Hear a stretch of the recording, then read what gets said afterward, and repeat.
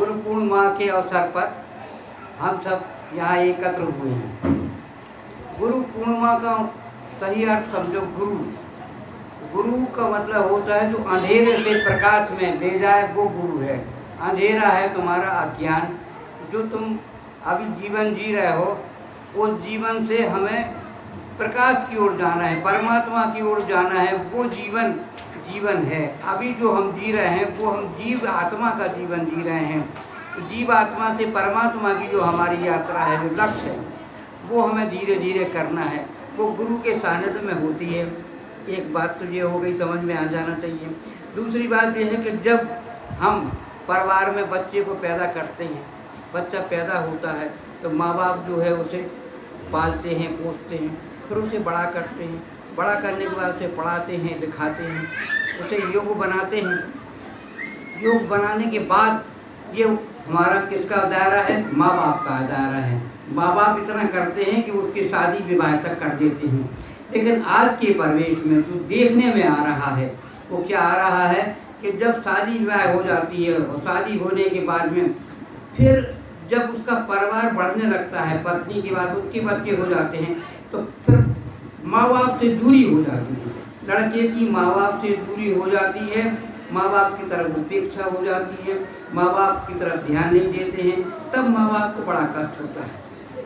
तब बड़ा कई माँ बापों को ये देखा है, बहुएं घर में आ जाती हैं तो वो आश्रम में भेज देती हैं अपने सास ससुर को। आज के परिवेश में ये देखने को मिल रहा है। तो जो देखने को मिल रहा है उससे जो माँ बाप को कष्ट होता है, उससे जो माँ बाप को अशांति होती है, उससे वो बड़ा दुखी होता है। तो ऐसी स्थिति में जो आज के परिवेश में जो हो रहा है उससे हमें आगे बढ़ना है कि अपने माँ बाप को, अपने गुरु को कष्ट नहीं देना है। किसी तरह से उनका ध्यान रखना है, उनकी सेवा करना है और उपेक्षा नहीं करना है। अगर हम उपेक्षा करेंगे तो हम जो है स्वर्ग से नरक की ओर की यात्रा करेंगे।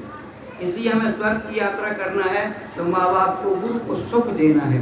तो सुख देना है वो दायरा है। आज के परिवेश में हम अपना जीवन गुरु की हैसियत से जीते रहे, हम आपको ज्ञान देते रहे, भला सोचते रहे, आपका कल्याण सोचते रहे।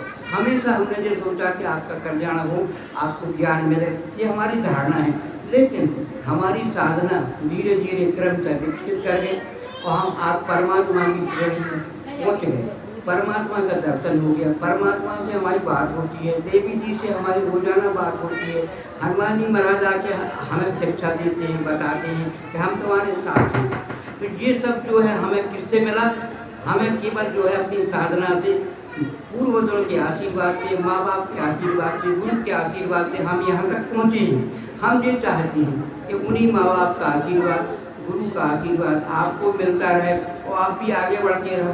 तो जो आज की स्थिति में हम जी रहे हैं, तो हम क्या जी रहे हैं कि आज के परिवेश में जो माँ बाप को दुख मिल रहा है, जो गुरु को दुख मिल रहा है, वो क्यों मिल रहा है? इसलिए कि आपने उपेक्षा कर। आप उपेक्षा न करके उनकी सेवा करो, उनको सत्कार करो, उनको सुख पहुँचाओ। ये हमारा परोपकारी जीवन आगे के लिए हमारा कल्याण करेगा।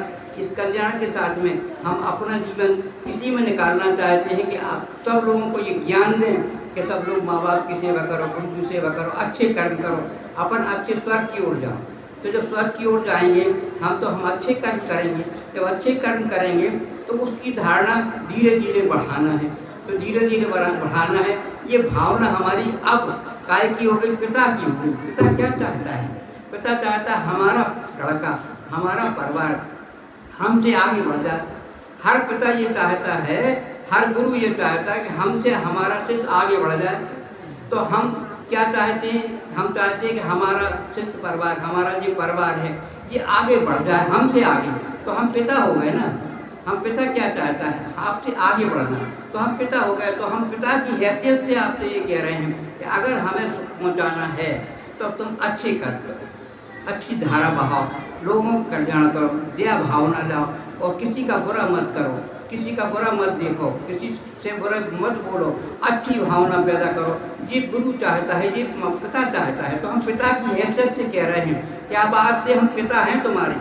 और पिताजी चाहता है कि अगर तुम अच्छे कर्म करोगे तो तुम्हारे द्वारा जो सुख मिलेगा वो हमें मिलेगा। तो सुख कब मिलेगा? जब तुम अच्छे काम करो तो हम पिता को सुख मिलेगा।